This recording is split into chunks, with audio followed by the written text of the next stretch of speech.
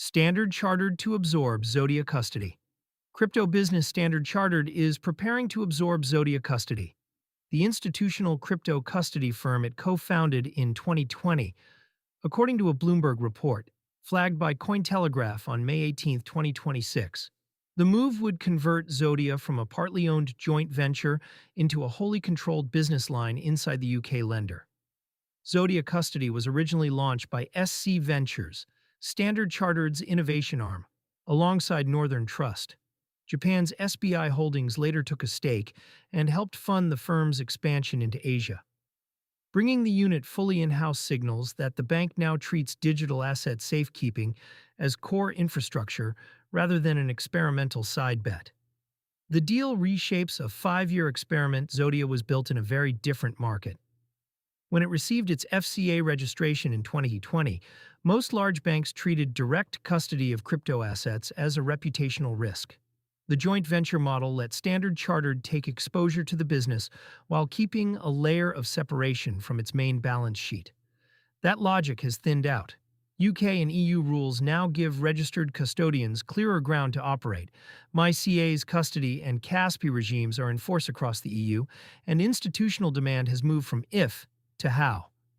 A bank that wants to win mandates from asset managers, pension funds, and exchanges increasingly has to offer custody itself rather than route clients to a partner.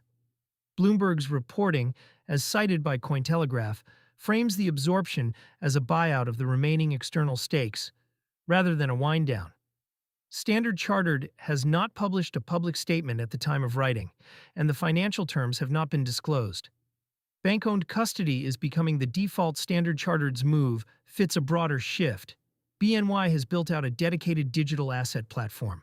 Societe Generale's Forge unit runs custody alongside its stablecoin work. HSBC, Citi, and several major Asian banks have stood up institutional digital asset desks of their own. The common thread is that these banks want one wallet of trust with their clients. If a corporate treasury, hedge fund, or wealth platform already trusts the bank for cash, FX, and securities, asking that client to wire crypto to a separate firm adds friction and counterparty risk. Pulling custody inside the bank closes that gap. It also changes the competitive picture for crypto-native custodians. Firms like BitGo, Anchorage, Fireblocks, and Copper now compete against in-house bank platforms for the same asset manager and ETF issuer mandates. Independent custodians keep advantages on chain coverage, staking integrations, and product velocity. But the largest tickets often anchor to bank balance sheets.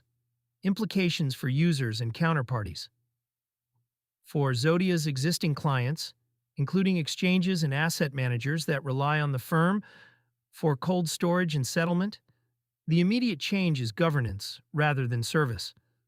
The provider stays, but the parent structure simplifies. A wholly owned unit can integrate more directly with Standard Chartered's payments, FX, and lending rails, which is the point of the consolidation. For users of crypto cards and custodial spending products, the second-order effect is more important. Most card programs depend on custodians somewhere in the stack to hold reserve assets, settle conversions, or backstop float.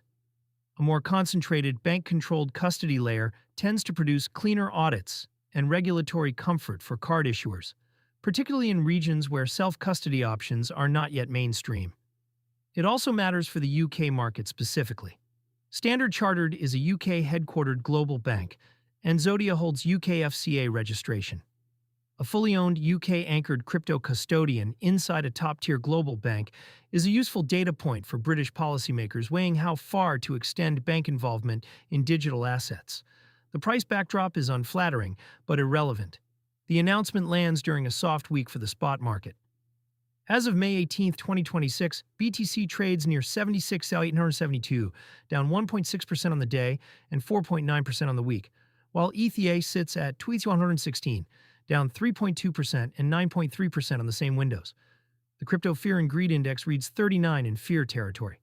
That backdrop is not the driver here. Custody build-outs are multi-year decisions, and the economics rest on assets under custody and fee schedules, not on near-term price action.